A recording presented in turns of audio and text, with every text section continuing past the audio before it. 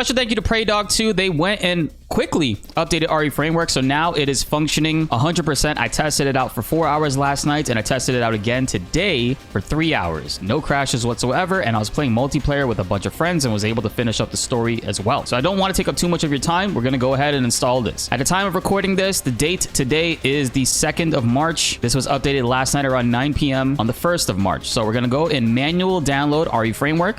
Slow download it. It's a 4 megabyte file, shouldn't take too long, and it literally is just one file. We just have to go and put that inside the Monster Hunter Wilds folder.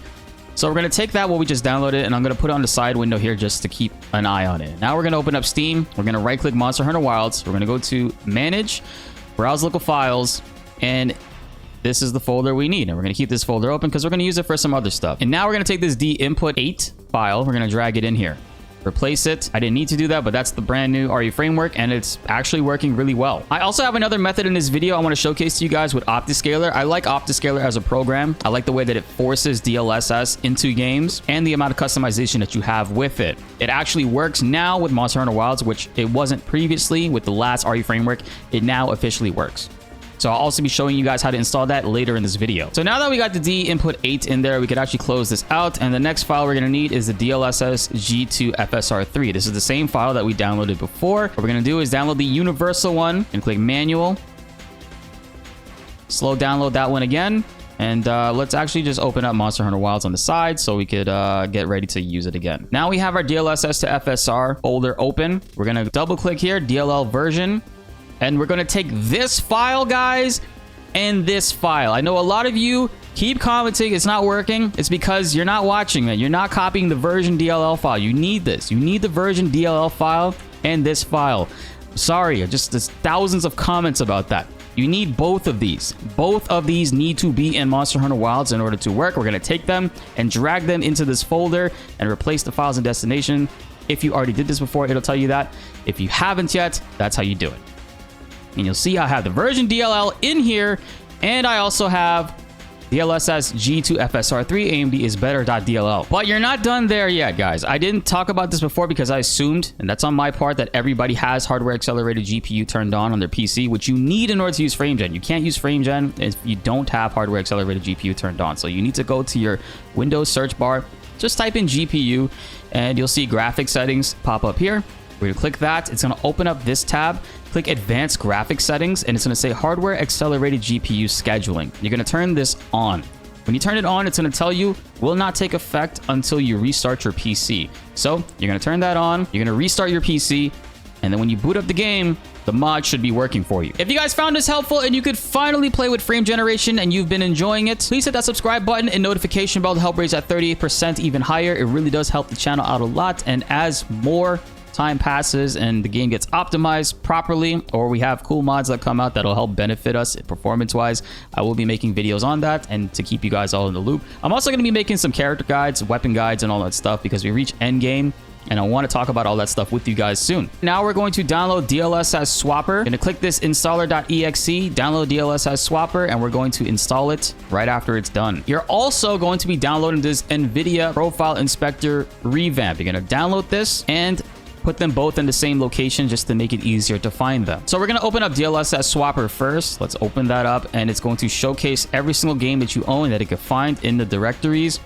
and what DLSS it's currently using. You're going to find Monster Hunter Wilds, which is right here. Don't do the benchmark and don't do the beta. Make sure you click on Monster Hunter Wilds. You'll see mine is already set to using this DLSS. So what you're going to do is you're going to click on this file right here, download the DLSS 310.2.1. That is DLSS 4. By default, Monster Hunter Wilds is using this one. This is DLSS 3. You don't want to be using that one. You want to be using this one. You're going to download it, and when it's done downloading, you're going to click that. You're going to click it, and then you're going to click swap, and it's going to swap the file for you. You're going to do the same thing with DLSS frame generation. Oh, look, there's actually a new frame generation. This is a brand new update. I'm going to go ahead and do that. Okay, you click swap on it, and it downloads it. So it's downloaded, so I'm going to swap to it. So, I mean, that doesn't, it's not like I'm going to be able to use it anyway. So FSR 3.1.3, we're also going to do the same thing. Swap to that one. And the same thing with the Vulkan side. We're going to swap to that one. Now in NVIDIA Profile Inspector, we're going to configure a few files. And by the way, for those of you guys who keep seeing on the bottom left of your screen, kind of like where I am on the camera right here, and it says what DLSS you're running, and it's a white text and it's annoying you, click this disable DLSS UI registry. You're going to double click this, click run. Yes. Yes. Okay. And that should take that off. I see a lot of people are running into that. I don't even remember telling you guys to click on that, but some of you seemingly did. And there we go. We fixed that. Now in NVIDIA Profile Inspector, I typically globally have this set where it's on my global driver profile, meaning that every single game that I try to run on this will be using it. But we're going to go ahead and we're going to change the SR preset to preset K. That is the one that we want to use. Apply that change. If you want to be a little bit more specific, you can actually make, you know what, let's actually make a new directory. So we're going to go to this sun icon here, click create a new profile. We're going to type in, I'm just going to call it MH, maybe not, Wilds, yeah, whatever. Do that, it'll create the directory Monster Hunter Wilds. But we're not done there. We also have to add a game to it. So we're going to click add application. You're going to find Monster Hunter Wilds in your Steam directory, find the exe and add it there. And when you add it there, you're now going to go to SR preset and change that preset to preset K. Click apply, and now we can close that. Also, a lot of you want me to talk about the NVIDIA app for interesting reasons. So NVIDIA's app also lets you do the same thing, but guess what? It's pretty damn buggy. It doesn't always work. So we're going to go into our graphics settings right here. And now we're going to go to the game that we want to configure. We're going to go to Monster Hunter. For some reason, this app is not finding my Monster Hunter Wilds. Go figure. And I'm updated to the latest driver as well. We're going to click on this, go to add a program. We're going to find Monster Hunter Wilds. It's going to be, for me, it's going to be in my Steam library, Steam apps, common, Monster Hunter Wilds, and click that. It's going to add it to the game, and look at that, it's right there. So now in Monster Hunter Wilds, the thing that we're going to change DLSS override model presets. We're going to click this. We're going to go to use different settings for each DLSS category. We're going to go to super resolution, and then we're going to click that, scroll all the way down to K, and we're going to hit apply. If you guys are watching this video, you obviously already have Monster Hunter Wilds downloaded and you've been playing it. But if you have not yet, or you have a friend that you would like to get the game for, you can use our link down below, pinned in the comments from Instant Gaming. Shout out to Instant Gaming for sponsoring us for this video. Monster Hunter Wilds is $57 on here for a Steam code, which is crazy. It's $70 by default on Steam. And also the Premium Deluxe Edition is $88 instead of $110. You could choose any 3 of these versions right here and save a hell of a lot compared to buying it on Steam. Now, when you boot up your game, you're going to get this RE framework icon to pop up here. If you want to get rid of this, you're going to press insert. But what this means is that your files were correctly installed and you should be good to go. But the reason why we're installing RE Framework is because it allows mods to work in RE Engine games. The other thing with this too is it allows you to configure certain elements of your game. If you want to make this window even bigger, what you got to do is click configuration, go down to font size and raise the font size, which will make the words bigger. And then you drag this bottom right corner and you can make it so that you can actually read it. With this, people are actually able to enable ultra wide, but I hear that this is actually kind of buggy. As of today, ultra wide has actually been crashing the game for some people, so use this at your own risk. As a matter of fact, that's the case for all mods. At the time of recording this, while this mod is stable, Capcom could, of course, update the game and eventually make it so that it doesn't work. Modders are continuously working around the clock to counter that, so sometimes, depending on whenever you're watching this, there might be an update that might have borked it. Just make sure you read the comments and people will let you know. Now we are booted up in the game. We are online. Alma is not loaded in. She's looking kind of crazy right now. What's wrong with your hair? There we go. Her hair has been fixed. We're currently using NVIDIA DLSS 4. That's version 310.2. What this mod allows us to do is use NVIDIA DLSS as the image upscaler. So this way we get the quality that DLSS has to offer, which is superior, more so than AMD FSR. But it allows us to use the FSR frame generation in combination with it, ultimately letting it so that people like myself with 30 series graphics cards and 20 series graphics cards be able to use this. With DLSS 4, the performance setting looks just as good as DLSS 3 in quality, which is the main benefit to this. You get a little bit more performance and quality out of it, guys. With frame generation, Capcom has talked about this bug specifically in a Fighting Cowboy video, that with frame generation active, sometimes you're going to get this crazy artifacting, which I'll show on the screen. It was happening to me a couple times. To fix that artifacting, what you're going to have to do is go to mesh quality right here in the options, and you're going to have to change this to medium. The medium mesh quality will make some character models look different, but it's what actually fixes that crazy artifacting that happens sometimes on enemies or yourself. It's random, but it doesn't happen all the time. It only happened to me that one time, and I've been playing on highest ever since. With frame generation on, certain fonts are on different layers when it comes to the game. For example, things that are out in the open world, that type of font will be a little bit jittery from time to time. If you don't like it, just turn off frame generation. If you don't mind it, like myself, I don't mind it at all. I play with it on. Also, I didn't notice this until now, but like if you try to Alt F4 out of the game with this mod on, it doesn't let you Alt F4. It actually does not seem to work. And this is happening even though I have disable Alt F4 to force quit off. In order for me to get out the game, I have to go and quit game. And this is not a video trying to tell you guys that you need to install DLSS 4 or that you need to use frame generation. It's completely optional. If you're watching this and you don't want to, you don't have to do it. If you're interested in checking it out, that's what this video is for. You can absolutely try it out, remove it if it's not for you. I know some people talk about there being a latency issue and that my previous video was 90 ms latency. No, that's not response time latency. That's a different type of latency, guys. The GPU rendering latency. The latency is by all means not 90 ms. You would feel that if I moved the camera, you wouldn't see it moving till tomorrow. Let alone would I be able to play the entire game and beat it and have endgame gear as you saw that I had in the video. Now, by popular demand from all of you in the comments, how do you remove these mods if they don't work? No, you don't have to delete everything and then verify your Steam or delete the game and reinstall the Steam. I don't know why some of you guys are doing that. All you got to do is literally open up the folders that we just downloaded, see what the names of those files are, and go ahead and delete them. If you don't want this anymore, go to dinput 8, which is the RE framework mod, delete it. Go to DLSS G2 FSR3 _ AMD is better.dll and delete that as well. Go down to version.dll, delete that as well. That's how you remove this mod from your game. I get it. I know there's a lot of newcomers to PC gaming when it comes to this type of stuff. So I'm going to be extra thorough in this video because it seems like you guys need it. So what I'm actually going to do is show you guys how to install Optiscaler. It's a program that I really do like. It does the same exact thing, but you get a little bit more options out of it, I think. Now we are going to go to Optiscaler in the GitHub page. We're going to the most latest Optiscaler version is from October 2nd, but they've done a lot of updates to the app in its nightly builds, which is constantly being changed and tweaked in some ways. So I'm going to be using that. I'm going to click on Optiscaler version 0.77 pre-7. I'm going to download that and it should be good. I use WinRAR for this. It might just let you use the default Windows application. Use whichever you prefer. So the files I'm going to take in here are just 3 files. I'm going to take the nvngx.dll. I'm going to take the optiscaler setup.bat and the optiscaler.ini. I'm going to take that and I'm going to drag it into the Monster Hunter folder. But I'm not done there. I'm going to take the nvngx.dll, specifically this one, guys. The one that says nvngx.dll. We're going to right click this and we're going to change the name to dxgi. So now that I'm in the game and we have Optiscaler installed, what I'm going to do is I'm going to go to the options and I'm actually going to change to AMD FSR. And I'm going to turn frame generation on from here and I can change my DLSS to whatever quality it is that I want. Now, in order to turn on or to see the the menu for Optiscaler, we're going to press insert on the keyboard.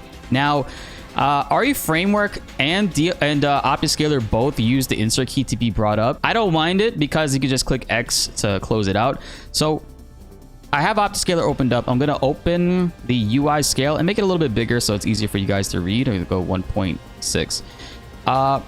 You see up here, it's actually forcing the game to use DLSS instead of actually using AMD. And we're using DLSS 4. 310.2 is being read right here. And we're not going to be using the frame generation and Optiscaler. It's just not compatible with this. It's going to be kind of busted. And plus, we already have it working in the game. The only thing I'm going to turn on is FG allow async because it does help improve frames in some areas. I'm going to turn on the FPS overlay because I actually really like Optiscaler's FPS overlay. This is on the top left right here. Reading 75 frames right now. And the only other thing I'm going to turn on now is the sharpness override. I generally like the sharpness override. You'll see it kind of that's a little too intense right there, but that's the difference with it maxed out. That's the difference with it off and on. Off and on.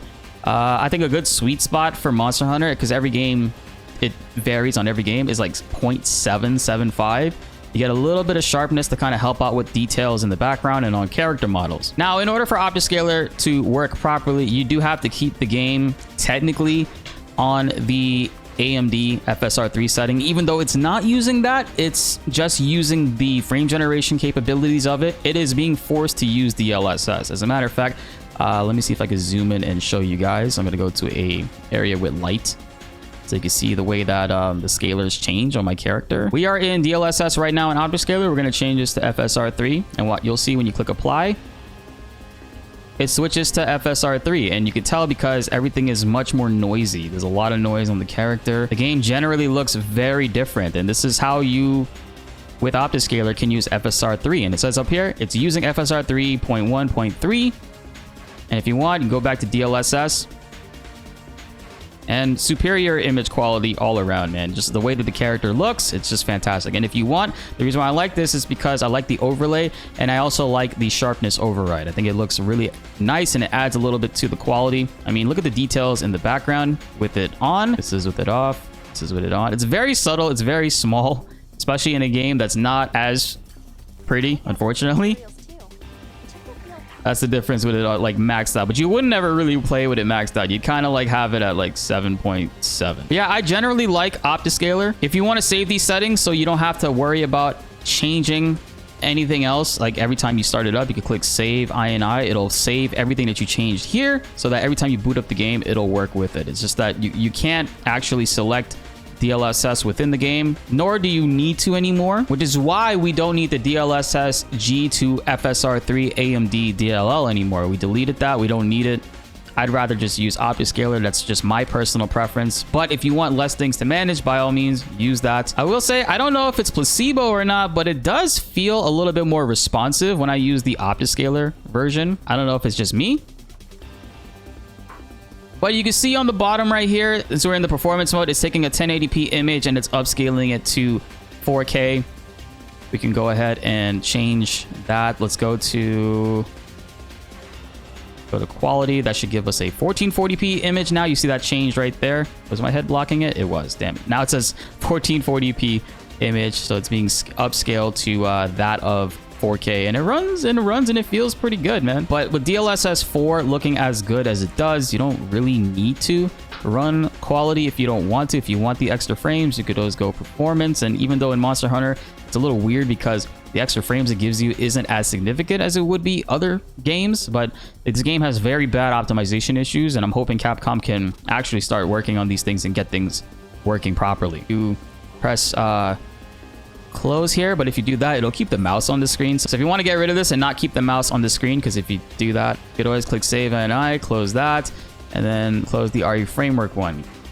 Now, if you do end up having it offset like this, and then you press insert to close RE framework, it's going to open up OptiScaler and vice versa, and do this over and over again. You could just get it to a point where RE framework's the only one on screen, and just click the X right there, and you can return back to gameplay as normal as you did before. And honestly, man, I think this looks pretty good for, I mean, what it is at the point of where the game is in this current state. So now you might be asking, how do you remove OptiScaler if you're running into any issues and you don't want to keep it on your PC? Same way, we're going to go to browse local files. We're going to go into the Monster Hunter Wilds folder, and we're going to delete OptiScaler setup. We're going to delete OptiScaler.ini and the OptiScaler log, and we're going to delete DXGI.dll.